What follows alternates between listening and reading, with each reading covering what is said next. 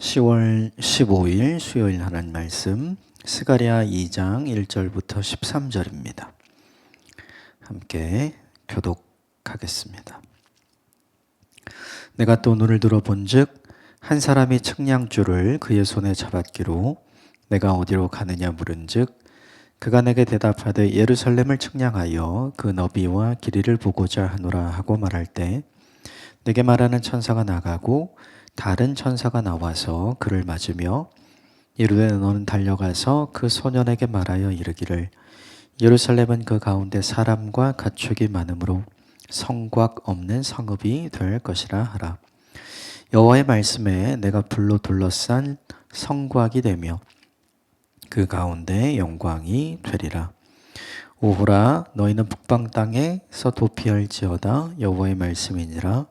이는 내가 너희를 하늘 사방의 바람같이 흩어지게 하였음이니라. 여호와의 말씀이니라.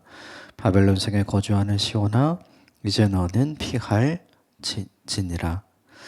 만군의 여호와께서 이같이 말씀하시되 영광을 위하여 너희를 노력한 여러 나라로 보내셨나니 너희를 범하는 자는 그의 눈동자를 범하는 것이니라.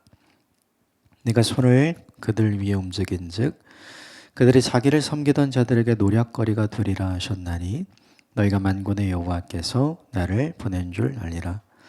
여호와의 말씀에 시온에 따라 노래하고 기뻐하라. 이는 내가 와서 내 가운데 머물 것임이라. 그날에 많은 나라가 여호와께 속하여 내 백성이 될 것이요 나는 내 가운데 머물리라. 내가 만군의 여호와께서 나를 내게 보내신 줄 알리라. 여호와께서 장차 유다를 거룩한 땅에서 자기 소유를 삼으시고 다시 예루살렘을 택하시리니 모든 육체가 여호와 앞에서 잠잠할 것은 여호와께서 그의 거룩한 처소에서 일어나심이니라 하라 하더라. 아멘. 이것은 하나님의 말씀입니다.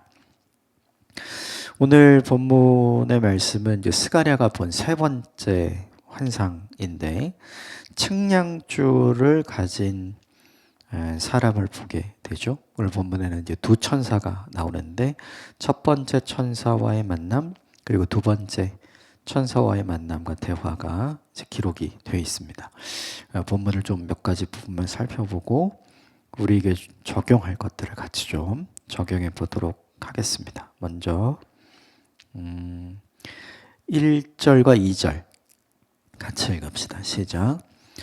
내가 또 눈을 들어본즉 한 사람이 측량줄을 그의 손에 잡았기로 내가 어디로 가느냐 물은즉 그가 내게 대답하되 예루살렘을 측량하여 그 너비와 길이를 보고자 하노라 하고 말할 때 오늘 본문에 스가랴가 본 한 사람이죠. 첫 번째 측량줄을 가진 사람 천사죠.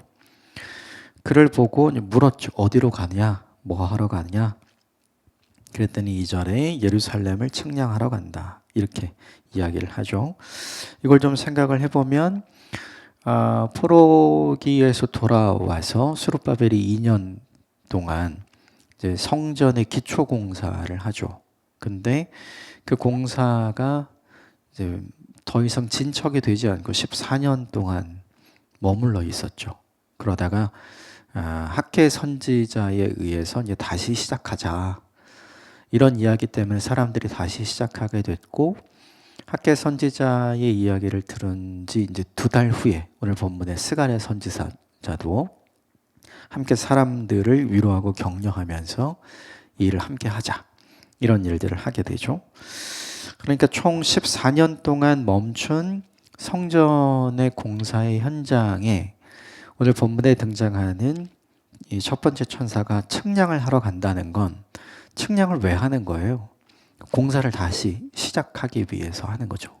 그러니까 이 본문 1절과 2절이 보여주는 게 뭐냐면 멈췄던 것을 다시 시작하기 위해서 지금 이 천사가 측량을 하는 거죠. 근데 중요한 건 하나님이 지어주지 않잖아요. 사람들이 해야 되잖아요. 근데 측량을 이제 누가 시작을 하냐면 천사가 시작을 하는 거죠. 그러면 이 천사에게 측량을 하라고 누가 시켰을까요? 하나님이 시켰겠죠. 그러니까 요게 이 본문의 환상을 보게 된 스가랴를 통해서 백성들에게 전할 메시지가 되는 거죠. 너희가 멈추고 있구나. 내가 시작할게. 다시 같이 하자. 이 의미가 이 본문에 있는 거죠. 사람들은 다 이렇게 생각을 했어요. 우린 할 수 없어. 이제는 끝났어. 그런데 하나님은 그게 아닌 거죠. 너희는 할 수 있어. 내가 같이 할게. 내가 시작할게. 같이 하자. 이게 뭐냐 하면 1절과 2절에 등장하는 하나님의 말씀이죠. 우리가 마침표를 찍는다고 끝나는 게 아니에요. 하나님이 마침표를 찍어야 끝나시는 거죠. 중요한 건 사람들은 분명히 마침표를 찍었잖아요. 그런데 하나님은 마침표를 찍지 않죠. 이건 또 어떤 의미가 되냐면 우리의 끝지점, 이 본문 속의 배경에 등장하는 포로기에서 돌아온 유다 민족의 끝지점에서 지금 하나님은 뭘 하는 거예요? 다시 시작하시려는 거죠. 그러니까 두 가지 메시지가 있는 것 같아요. 우리가 끝내도 하나님이 끝내지 않으면 끝난 것이 아니다. 이게 첫 번째. 그리고 두 번째는 뭐냐 하면 우리가 끝낸 지점에서 하나님은 다시 시작하신다. 이게 두 번째 메시지가 되겠죠. 이걸 우리에게 적용하면 1절과 2절의 말씀은 사실 곧 희망의 메시지가 되겠죠. 다 안 된다. 그만두자. 포기하자. 이게 지금 이제 전반적인 상황이잖아요. 그런데 하나님은 된다. 포기하지 말자. 다시 시작하자. 이렇게 이야기를 하고 있으니까 사람들은 현실을 보고 계속해서 낙심하고 절망하는데 하나님은 그 현실을 보고 낙심하거나 절망하시지 않고 오히려 낙심하고 절망하는 사람들에게 소망과 희망의 메시지를 전달하기 위해서 오늘 이 환상을 스가랴에게 보여준 거죠. 그러므로 되게 중요한 게 있어요. 현실이 아무리 절망스러워도 하나님을 바라봐야 돼요. 그러면 다시 시작하게 되고 소망과 희망을 주시는 하나님의 메시지를 발견할 수 있기 때문이죠. 결국 이 본문이 우리에게 보여주는 바도 그런 것 같아요. 자, 우리가 마침표를 찍는다고 끝나느냐? 아닙니다. 하나님이 끝내야, 하나님이 마침표를 찍어야 끝나는 겁니다. 또 하나, 우리가 원하지 않지만 마침표를 찍는 순간이 있잖아요. 아, 이제는 안 되겠다. 끝났다. 그런데 하나님은 놀랍게 그 시점에서 그 순간에 다시 시작하시는 하나님. 결국 하나님이 소망이고 하나님이 희망입니다. 이걸 우리에게 적용하면 되겠죠. 3절부터 나머지 13절까지는 이제 두 번째 천사를 통해서 보고 듣게 된 내용들이 쭉 등장을 합니다. 먼저 그 내용들이 뭔지를 쭉 한번 정리를 하고 그리고 본문이 주는 메시지를 우리에게 좀 적용해 보면 먼저 3절 4절 같이 읽읍시다. 시작. 내게 말하는 천사가 나가고 다른 천사가 나와서 그를 맞으며 이르되 너는 달려가서 그 소년에게 말하여 이르기를 예루살렘은 그 가운데 사람과 가축이 많으므로 성곽이 없는 성읍이 될 것이다. 거기 가축이 많아 성곽이 없는 성읍이 될 것이다. 가축이 많은 넓은 지역이 될 것이다. 지금 이 얘기잖아요. 근데 사실은 그 예루살렘에 살고 있는 사람들은 성전 공사를 할 때 이 성전 공사를 방해하는 사마리아 사람, 그리고 그 주변 지역의 민족들 때문에 사실은 굉장히 고통스러웠죠. 그러니까 성벽을 짓고 싶었겠죠. 그런데 이제 이 본문이 우리에게 보여주는 건 가축이 많고 성벽이 없는 성읍, 그것이 필요 없는 성읍. 그러니까 주변의 공격과 주변의 대적들이 더 이상 우리를 어떻게 하지 않는, 이 많은 가축들이 보호되려면 성벽 안에 있어야 되잖아요.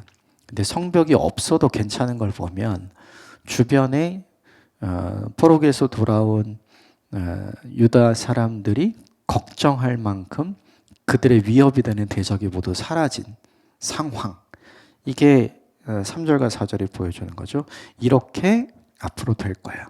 현실은 아니에요. 두 번째는 5절 같이 보겠습니다. 시작.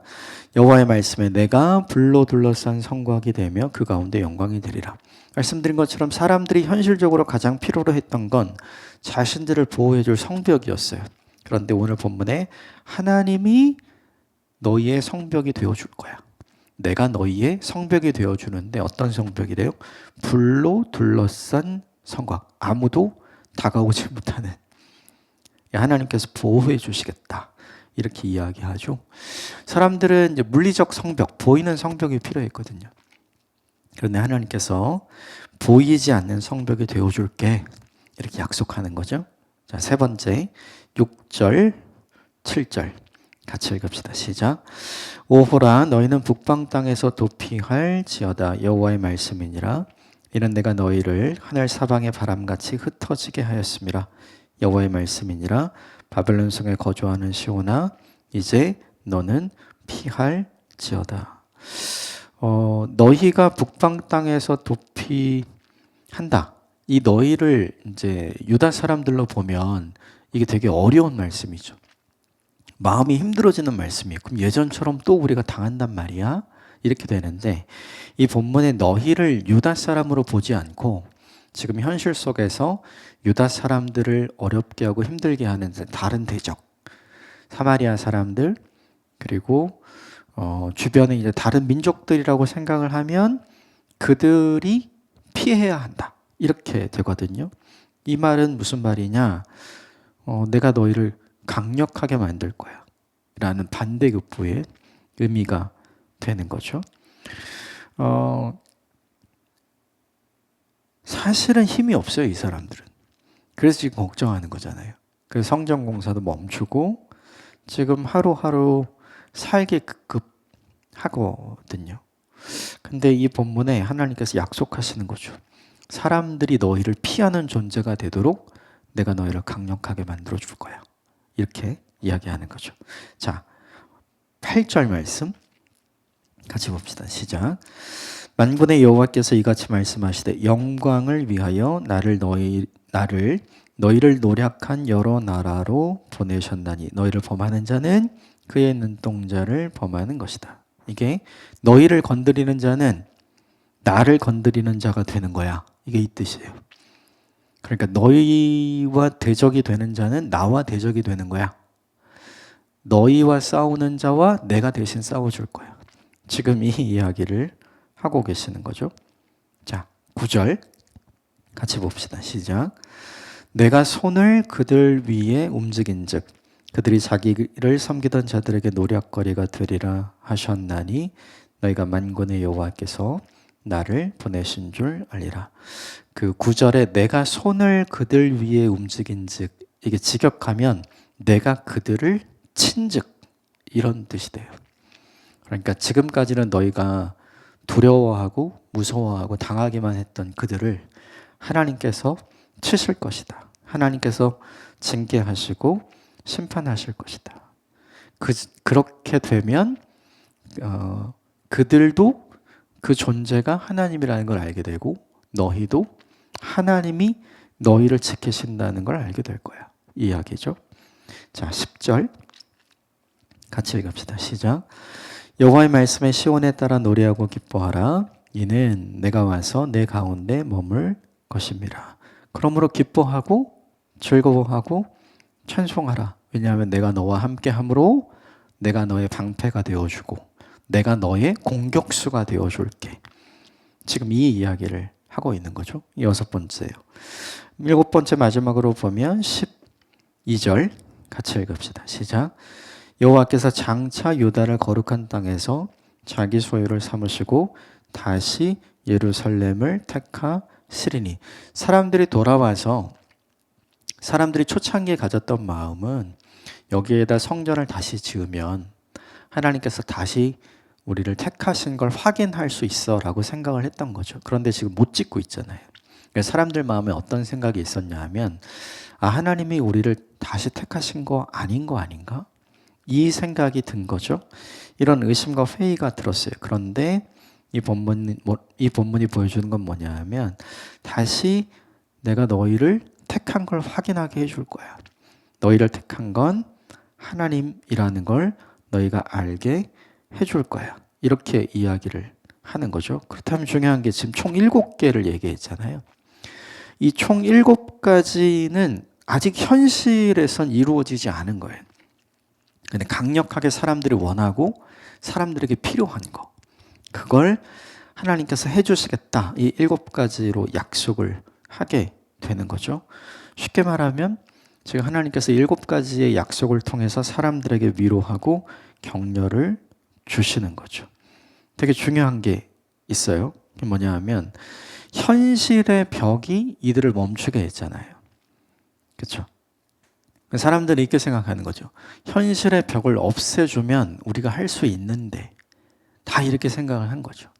그런데 하나님은 지금 어떻게 하시는 거냐 하면 현실의 벽을 없애주는 건 내가 할 테니 너희는 지금 시작해. 지금 이 이야기를 하고 있는 거예요. 현실의 벽 때문에 무언가 하던 일을 멈추게 되면 사람들은 다 이 기대를 하는 거예요. 우리 상황이 안 좋아. 상황이 열릴 때까지 기다리자. 기다리다 보면 사람들이 포기해요. 왜요? 상황이 안 열리니까. 그러니까 뚫어내고 돌파하는 사람이 없는 거예요. 그냥 수동적으로 기다리기만 하는 거죠. 그런데 오늘 이 본문에 뭐냐 하면 계속 격려하고 위로하는 거잖아요. 그럼 격려하고 위로해서 잘 기다리라고 하는 건가요? 그게 아니죠. 현실은 낙심할 게 많고 현실은 여전히 너희의 대적들이 있지만 내가 반전을 줄 거야. 너희가 바라고 원하고 꿈꾸던 일들을 내가 해줄 거야. 그래서 7가지 약속을 하죠. 오늘 본문에서. 이 약속 왜 주는 거예요? 그만 기다리고 이제는 움직여라. 지금 이 이야기를 하고 있는 거죠.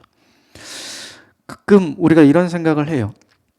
하나님 보여주시면 하겠습니다.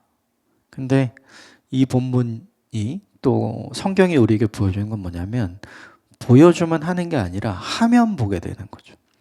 그게 믿음이죠. 사람의 최대 관심사들은 무엇이었을까? 이 본문 속에 등장하는 돌아온 포로기, 그리고 공사를 시작해서 16년 동안 아무것도 이루지 못한 사람들의 최대 관심사는 무엇이었을까? 이거죠. 하나님은 왜 우리를 돕지 않으시는가? 왜 하나님은 길을 열어주시지 않으시는가?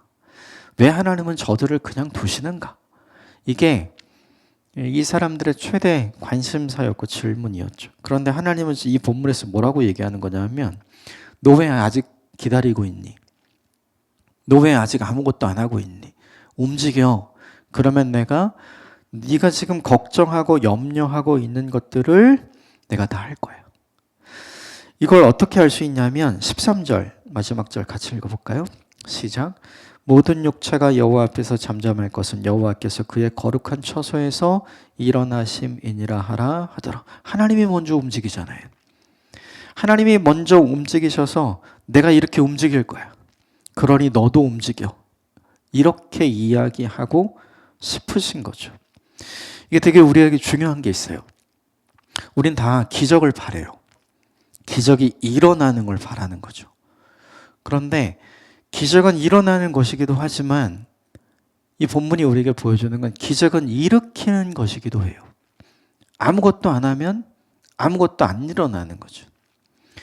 기적이 일어나기 위해서 사람들이 해야 할 영역의 일이 있고 하나님이 하셔야 될 영역의 일이 있는 거죠. 사람들이 해야 될 영역은 뭐예요? 근심하고 걱정하고 낙심되고 환경은 안 좋지만 그럼에도 불구하고 움직여 보는 것. 시도해 보는 것. 이게 뭐냐 하면 사람들이 해야 할 영역이죠. 그걸 사람들이 할 때 하나님께서 뭘 하시겠다는 거예요? 이 7가지의 내용을 현실에서 경험할 수 있도록 사람들에게 기적을 주시겠다는 거죠. 이 본문은 그래서 우리에게 적용하면 도전이에요. 기적을 경험하는 건 되게 중요하잖아요. 우리도 원하는 거고. 그런데 이 기적을 경험하기 위해서 우리가 해야 할 일이 있어요. 그거는 도전하는 일이에요. 우리가 도전하면 하나님께서 응답하시는 거죠. 그럼 우리가 도전하지 않으면 하나님께서 아무것도 안 하실 수도 있어요. 왜 14년 동안 멈추고 그대로 있었는가? 이유는 너무 간단하죠. 그들이 움직이지 않았기 때문에.